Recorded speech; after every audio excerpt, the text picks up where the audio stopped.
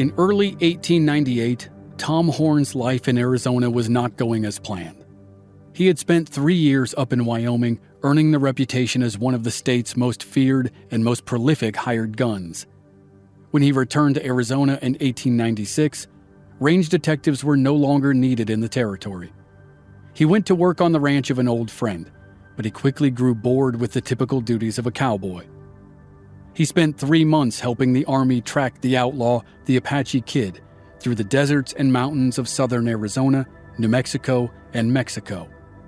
The campaign yielded few results, just like his next venture. He tried one last time to get rich as a miner. He did some prospecting again at Deer Creek, but gold and silver remained elusive. Tom was bored and frustrated. He missed the excitement of riding the high plains and, presumably, terrorizing suspected cattle rustlers. So he was thrilled when he was suddenly summoned back to Wyoming by his old friends and former bosses, John Coble and John Clay. The uproar over the murders of William Lewis and Frederick Powell in 1895 had died down. Tom Horn remained the primary suspect in the murders, but after 3 years, there was very little chance he would ever be prosecuted. By the spring of 1898, Tom was living at John Coble's Iron Mountain Ranch and working for Iron Mountain and the Swan Land and Cattle Company. Some believe he went right back to his old job of hunting down cattle rustlers.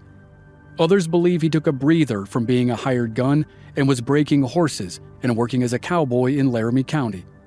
Whatever the case, Tom Horn's life was about to take an abrupt turn. On April 25, 1898, the U.S. Congress voted to go to war with Spain in support of Cuban independence. Tom's former commander during the Apache Wars, General Nelson Miles, is alleged to have personally asked Tom to come back to work for the military.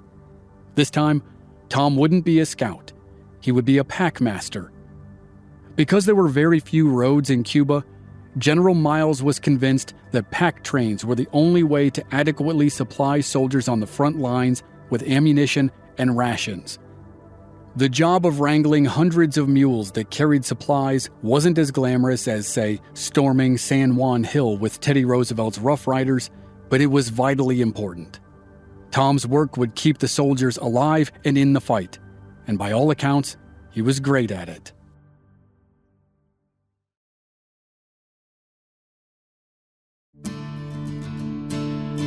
From Black Barrel Media, this is Legends of the Old West.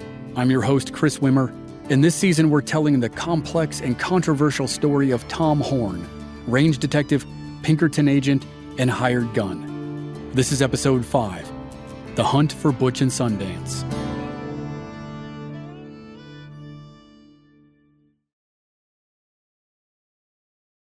The Spanish-American War is probably the most forgotten or overlooked war in American history, and it's not really surprising. The entire war lasted just 3.5 months, and it took place on small islands in the Caribbean and the Philippines. It happened during a transitional period in American history. It was at the very end of the iconic Old West era and before the well-known periods of the first half of the 1900s, the First World War, the Roaring Twenties, the Great Depression, and the Second World War. Compared to those, it's not hard to see why people pay less attention to the era from about 1895 to 1915. The island of Cuba was trying to throw off the colonial rule of Spain. There had been rumblings of war for 25 years, but the talk always stalled. In the 1890s, the peak of the yellow journalism era, newspapers greatly exaggerated claims of atrocities in Cuba to sell more copies. President William McKinley ignored the reports. But then a U.S. Navy cruiser called the Maine mysteriously exploded in Havana Harbor on February 15, 1898. 260 American crewmen were killed, which was most of the crew on board. In March, a U.S. naval court ruled that the explosion was the result of a mine, though it didn't specifically blame Spain. By that point, it didn't matter. In April, Congress voted to go to war, and it was on.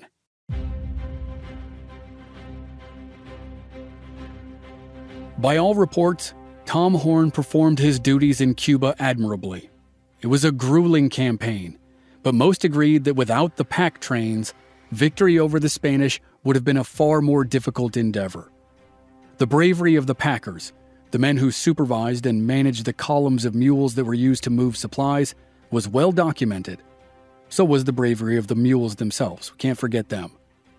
Both men and animals operated under constant fire. And as with every war until sometime in the 20th century, the biggest concern was not the enemy. It was disease.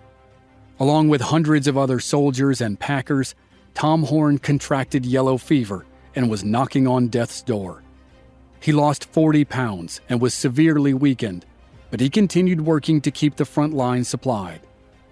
Eventually, his bravery and fortitude earned him a promotion to chief of all pack trains.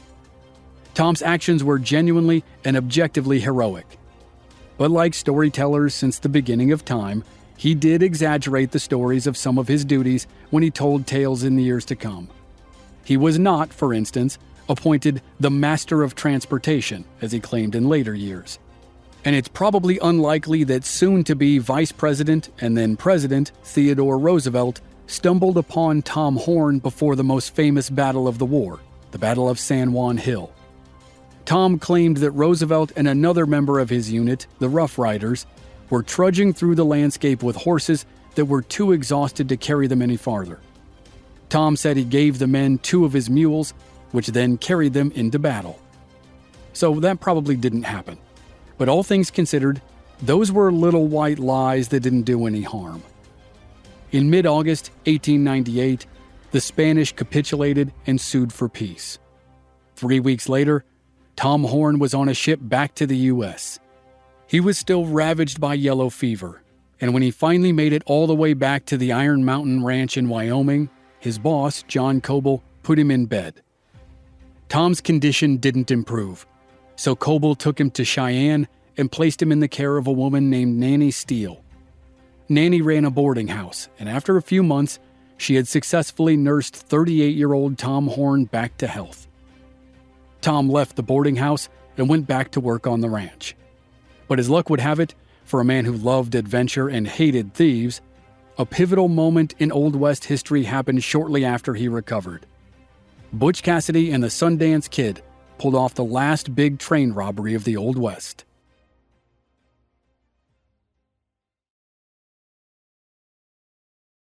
On June 2, 1899, the Union Pacific Railroad's Overland Flyer chugged toward a speck on the map called Wilcox, Wyoming. Wilcox was about 60 miles from the Iron Mountain Ranch where Tom Horn worked. A gang of outlaws stationed themselves near a trestle bridge outside Wilcox. As the train approached, they forced it to stop by waving stolen signal lamps. The engineer assumed they were Union Pacific men, warning him the bridge was out or damaged. After the outlaws commandeered the locomotive, they unhooked the passenger cars, leaving only the car with the money attached to the locomotive. Then they forced the engineer to drive over the bridge. They stole an estimated $50,000 in cash and jewelry, and then blew up part of the bridge to stop any pursuers. Union Pacific detectives believed 5 outlaws carried out the robbery, and the common theory is that Butch Cassidy supervised the operation from a ridge, and the Sundance Kid worked with 4 other members of the Wild Bunch to do the job.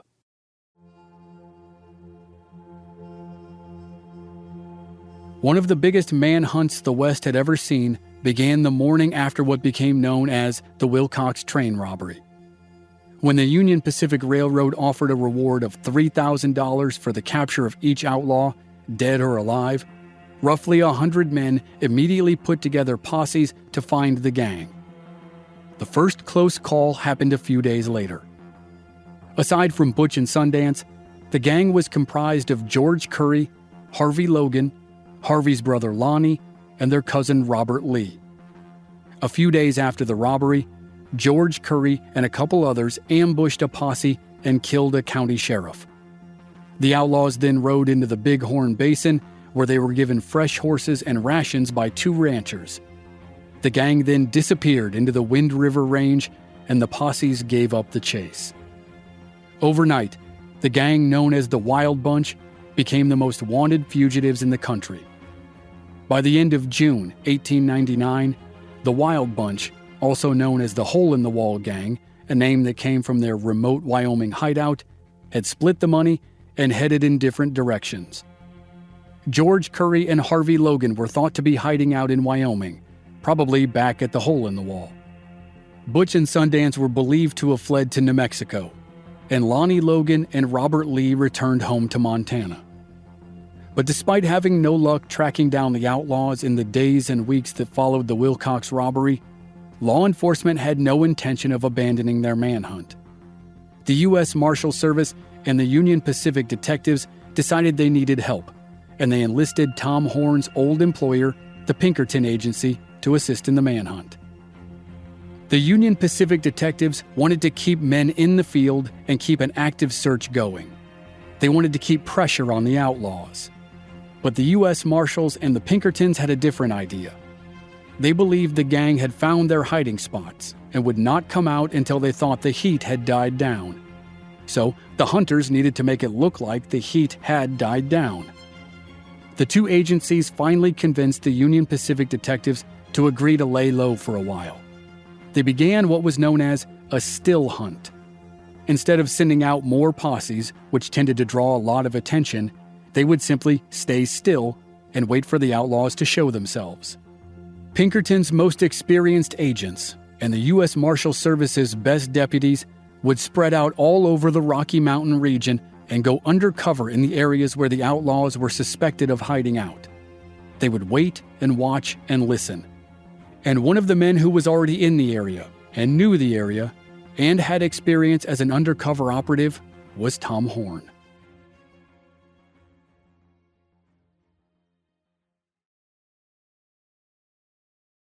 The plan was to divide the agents and the detectives into two groups. One would cover the northern portion of the Rocky Mountain Range, and the other would cover the southern portion. Tom Horn's old friend and Pinkerton colleague, Charlie Siringo, who was still with the agency, was assigned to supervise the hunt in the north, and Tom was assigned to head up the search in the south. Both men were allowed to bring one man to work with him directly.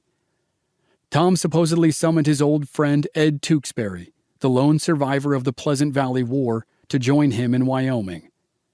Although the point of a still hunt was to stay put and wait, Tom, true to his restless nature, continued discreetly tracking the outlaws with his partner Ed, and that led to, once again, more killings and more trouble.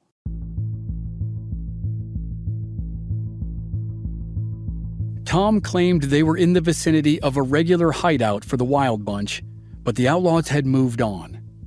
Tom and Ed continued to track them farther west into the Jackson Hole area. After nearly a month on the hunt, Tom and Ed came across a campsite where two men were cooking dinner over a campfire. Tom identified them as members of the gang. In the version of the story he later told to the Rocky Mountain News, the outlaws and the manhunters quickly found themselves in a shootout. During the exchange, Ed was shot in the leg.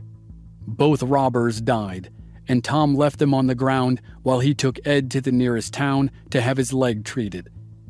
Notably, Tom and Ed did not report the shooting of the alleged train robbers to the Pinkerton Agency or the U.S. Marshals or anyone else. Ed Tewksbury decided he'd had enough of hunting outlaws with Tom Horn, so he limped back to Arizona. But Tom, according to his own story, stayed on the trail of the outlaws, though that's probably a loose interpretation of what he was doing, as will probably become clear. On January 27, 1900, a few months after the killings in Jackson Hole, Tom traveled to Denver, Colorado. The Wild Bunch was still on the loose, and Tom claimed he was on the trail of George Curry, but that seems unlikely. Curry wasn't known to hang out in Denver. It was more likely that Tom had a plan to collect reward money from the Union Pacific Railroad for killing those two men near Jackson Hole. To get the ball rolling, he met with a reporter from the Rocky Mountain News. He told the reporter in great detail about the two train robbers he and Ed Tewksbury had tracked and killed in Jackson Hole. Tom was later seen meeting with two Union Pacific detectives, presumably to file an official report on the killings and to work out the details of the reward money he claimed he was owed. And that was where the trouble for Tom Horn started, and it quickly snowballed. Tom couldn't keep his story straight. He didn't get paid the reward money, and the whole thing played out in the press, which he himself initiated, and all that media attention backfired on him. The Cheyenne Bureau of the Rocky Mountain News ran a story of the killings in Jackson Hole on January 28th, the day after Tom met with a reporter. The day after that, on January 29th, a rival newspaper, the Cheyenne Sun-Leader, ran an article that said the Rocky Mountain News' story was fake. The Cheyenne Sun-Leader claimed the robbers had not been killed. The reporter from the Rocky Mountain News then confronted Tom and asked him if his story was true. And immediately, Tom's story started to change, and virtually all of it was called into question. Tom said it was true, and that it had happened just 3 weeks earlier. In reality, the killings happened months earlier. Tom originally said the shootout happened at a campsite near Jackson Hole. Now, he said it happened 40 miles west of Jackson Hole. Finally, he admitted that they had left the bodies unburied, which was considered very poor frontier etiquette. If you're going to kill someone, the least you could do was bury them. And soon, the final and biggest problem with the story would reveal itself. Were the two dead men part of the gang, or train robbers in general, or even criminals at all?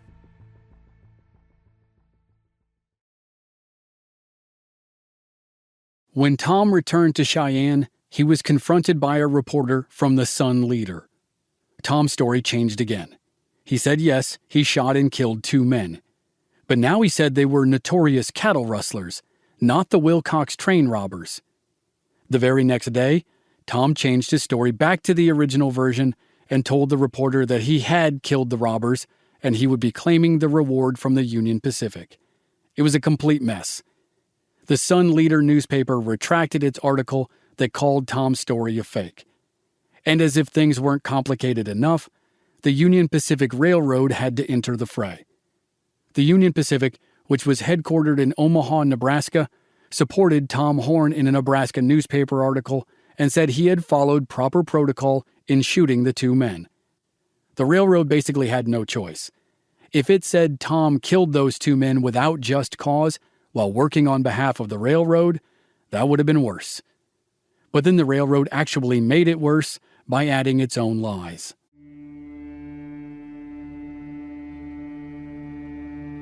The railroad claimed Tom and Ed acted in self-defense, but then went on to say the 2 men brought the bodies of the dead men into a nearby town, reported the killings to law enforcement, and saw to it that they were properly buried.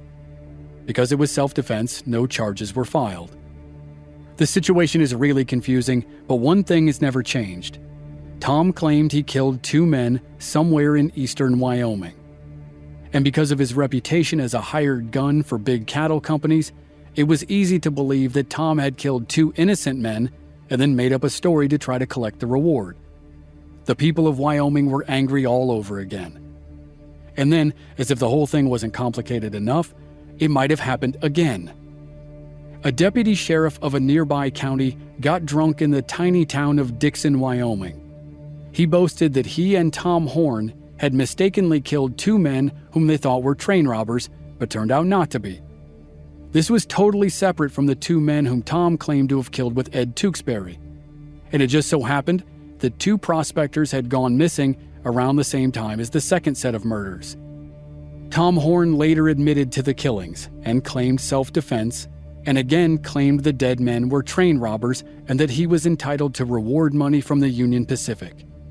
But this time, railroad detectives called his bluff and told him they wanted to see the bodies.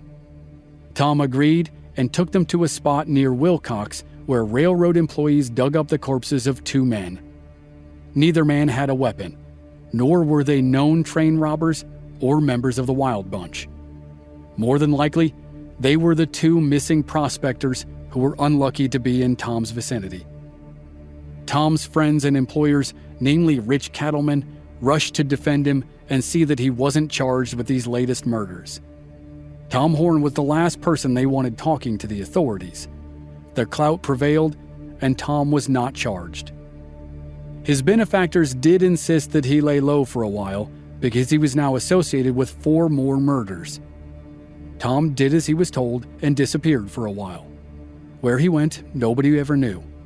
But while he stayed out of sight, the manhunt for Butch and Sundance and the rest of the wild bunch started to gain results. Maybe it was a coincidence that the manhunt started to improve without Tom Horn, maybe it wasn't. But either way, Tom made sure that his name stayed involved, even if he wasn't.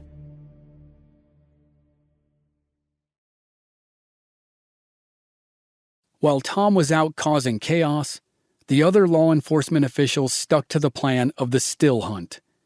They finally tracked Lonnie Logan to his aunt's house in Missouri. He was shot and killed while trying to escape. His cousin, Robert Lee, was found in Cripple Creek, Colorado, and taken in alive. Lee was later convicted of stealing U.S. mail instead of money and given 10 years in prison. In April of 1900, George Curry was killed in northern Utah. Then Tom claimed he killed Lonnie Logan's brother, Harvey. Harvey, who was still very much alive, was offended and said, "Of course we know they have Tom Horn out shooting people from ambush, but he ain't come within 100 miles of me." Harvey was caught in Tennessee in 1902 and sent to prison. He escaped in 1903 and eventually took his own life in 1904 to avoid capture again. As for Butch and Sundance, they escaped to Bolivia with Sundance's girlfriend Ep5, and they may or may not have been killed by Bolivian soldiers in 1908, depending on the story you choose to believe.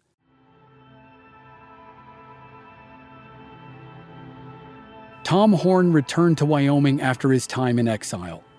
He went back to riding the range for John Coble of the Iron Mountain Ranch Company. He was back on the prowl for cattle rustlers, and it didn't take him long to find one. Tom claimed he had evidence that a small-time rancher named Matt Rash was branding cows that were stolen from Iron Mountain. Tom also named Rash as the head of a rustling ring. Whether that was true or not is still unknown.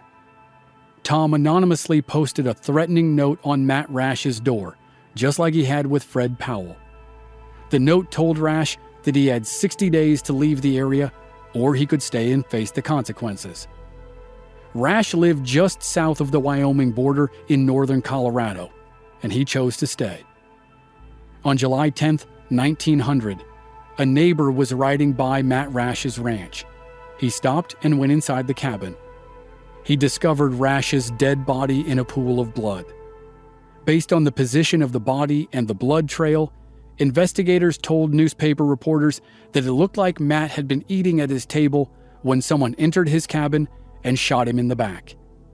After the first shot, he stood up and turned around, and then he was shot in the chest.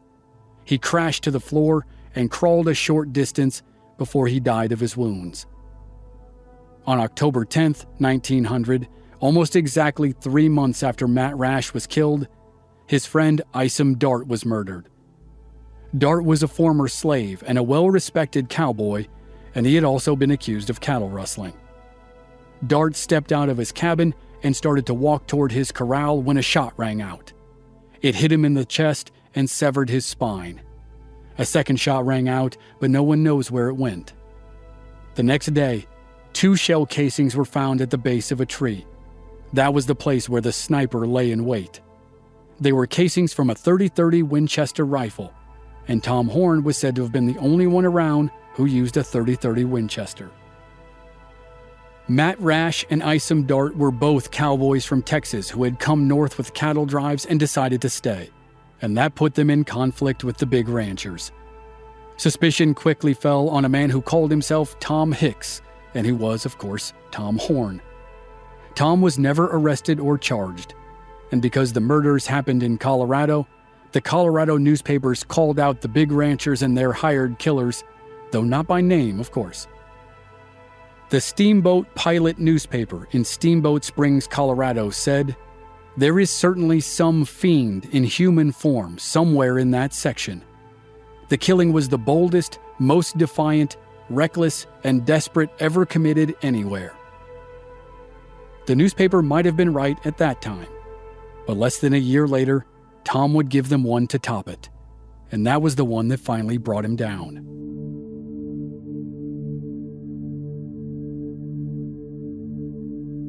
Next time on Legends of the Old West, it's the final murder and the final controversial chapter in the saga of Tom Horn. As always in Tom's story, the full truth may never be known, but it doesn't change what happened. That's next week on the season finale here on Legends of the Old West. And members of our Black Barrel Plus program don't have to wait week to week. They receive the entire season to binge all at once with no commercials. Sign up now through the link in the show notes or on our website, blackbarrelmedia.com. Memberships begin at just $5 per month. This series was researched and written by Michael Byrne. Original music by Rob Valier. Copy editing by me, Chris Wimmer, and I'm your host and producer. If you enjoyed the show, please leave us a rating and a review on Apple Podcasts or wherever you're listening. Check out our website, blackbarrelmedia.com, for more details, and join us on social media. We're at Old West Podcast on Facebook, Instagram, and Twitter. Thanks for listening.